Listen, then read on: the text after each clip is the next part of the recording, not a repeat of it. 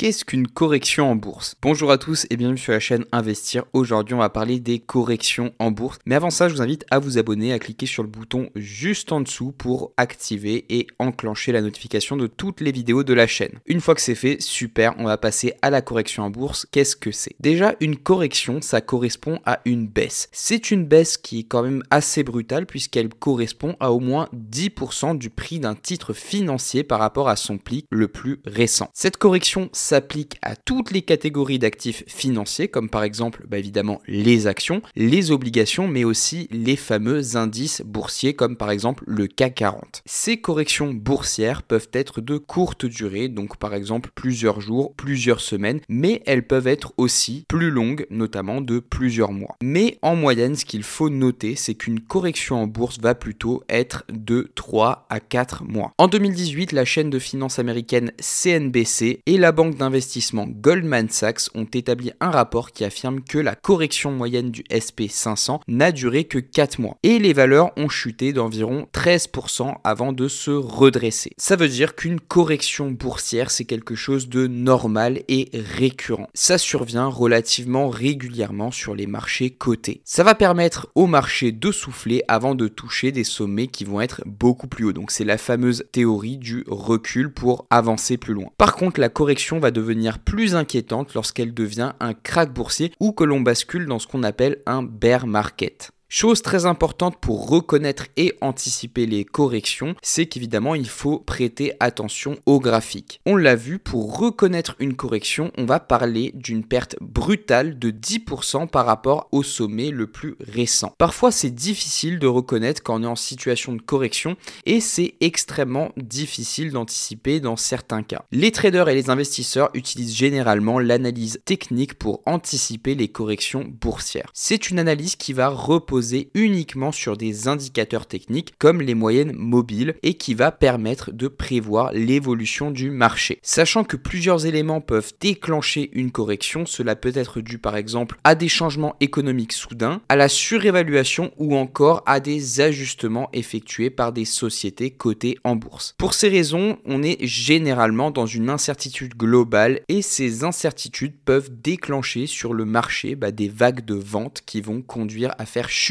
rapidement les indices ou les titres financiers. Personne ne va pouvoir vraiment prédire combien de temps va durer une correction ni quelle va être son ampleur. Ce qu'il est juste possible de faire, c'est analyser les données historiques, analyser les données de marché actuelles et effectuer différents scénarios plausibles. C'est pour ça qu'il est toujours intéressant quand on regarde une action d'essayer d'effectuer plusieurs scénarios, donc des scénarios optimistes et des scénarios qui vont être au contraire pessimistes. C'est là où va reposer toute la plus-value d'un analyste financier qui va savoir dresser plusieurs cas de figure en fonction de plusieurs éléments qu'il va avoir à sa disposition. La question qui revient souvent est: faut-il vendre ses positions lors d'une correction? Donc comme on l'a dit, on ne connaît pas forcément sa durée et même si on ne connaît pas sa durée, une correction est généralement provisoire. Lorsqu'on procède à l'évaluation d'une situation, il faut quand même prendre en compte pas mal d'indicateurs et se dire que en fait ça peut être passager. Lorsqu'on a un bon portefeuille boursier avec des actions qui sont solides, pour une optique moyen ou long terme, il n'y a aucune raison de vendre. Cependant, il est vrai que ça peut être inquiétant pour un investisseur qui est débutant ou amateur de voir une correction ou une baisse de 10% sur une valeur d'un de ses titres de son portefeuille. C'est là qu'il faut savoir garder son sang-froid et être patient. Et cela, même si l'on ne l'avait pas anticipé et même si on ne connaît pas sa durée. Pour les investisseurs qui ont une stratégie d'investissement plutôt à long terme, le but est de faire fructifier le capital et une correction n'aura quasiment aucun impact sur les performances sur le long terme. Les marchés financiers finissent toujours par se redresser et atteindre des sommets toujours plus hauts comme en témoignent les données historiques de chaque indice. Il n'y a qu'à voir le S&P 500, il est passé par d'innombrables crises, notamment la crise de 2008 et il a continué